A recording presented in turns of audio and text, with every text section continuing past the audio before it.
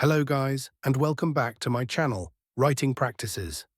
In today's video, we're diving into the professional structure of a school agreement letter. Whether it's for enrollment, payment plans, or addressing specific school-related issues, this letter ensures clarity, professionalism, and mutual understanding. Stick around to learn how to create a letter that is not only effective, but also fosters a collaborative relationship with your school. Let's get started. Sender's information. The first step is to include your personal details. At the top of your letter, provide your full name, address, email, and phone number. This section is crucial because it identifies you as the author of the letter and ensures the recipient knows how to contact you for further communication. Always double-check these details to avoid any errors that might delay their response. Date. Next, add the date you're writing the letter. This is a standard part of formal correspondence and helps establish a timeline for when the agreement was initiated. It also serves as a reference point in case amendments or follow-ups are needed later. For example, January 29th, 2025. Recipient's information. Below the date, include the recipient's details. Address the letter to the principal, administrator, or any specific school official responsible for the matter.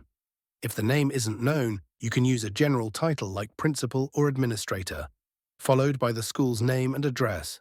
Providing accurate recipient information ensures the letter reaches the right person, expediting the agreement process.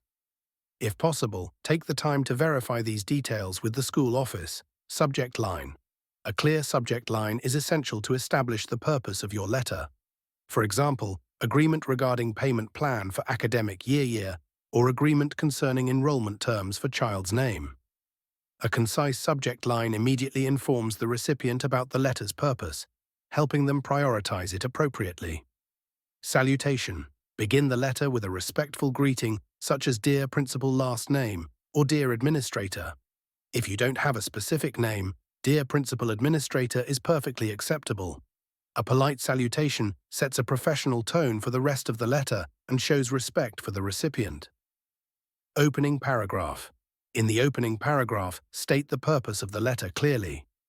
For example, this letter serves as a formal agreement between myself, your name, and school name regarding the enrollment and associated terms for my child's name, for the academic year. This section establishes the context of the letter, ensuring the recipient understands its purpose from the outset.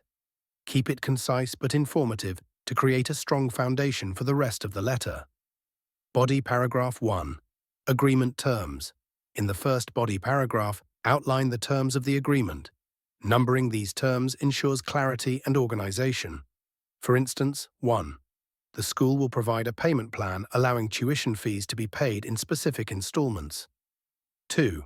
The student will adhere to the school's code of conduct, and any violations will be handled as outlined in the student handbook. 3.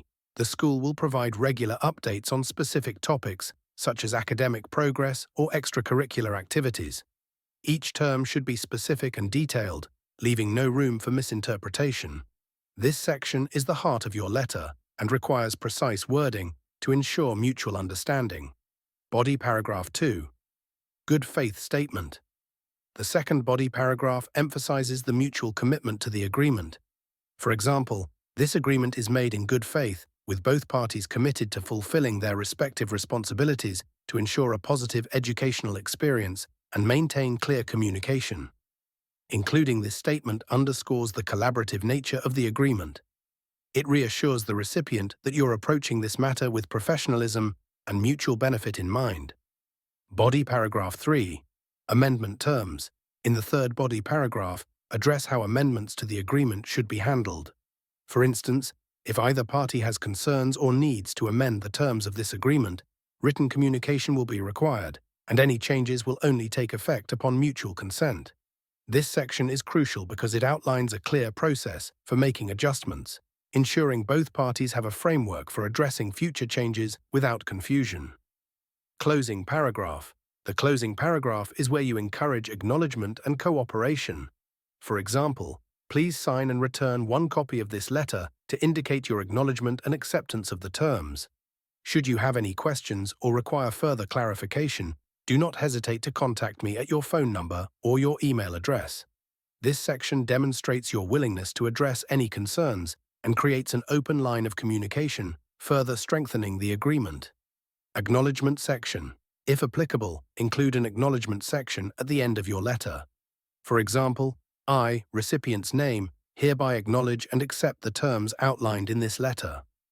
Follow this with spaces for the recipient's signature and date. This section formalizes the agreement, ensuring both parties have a tangible record of their mutual understanding. Closing and signature. Conclude your letter with "sincerely," followed by your full name. If you're submitting a physical copy, leave space for your signature. This professional closing reinforces the seriousness and formality of the agreement. And there you have it, a comprehensive guide to writing a school agreement letter. Remember, clarity and professionalism are key when outlining terms in an agreement. If this tutorial helped, don't forget to like, comment, and subscribe to Writing Practices for more tips and templates to enhance your communication skills.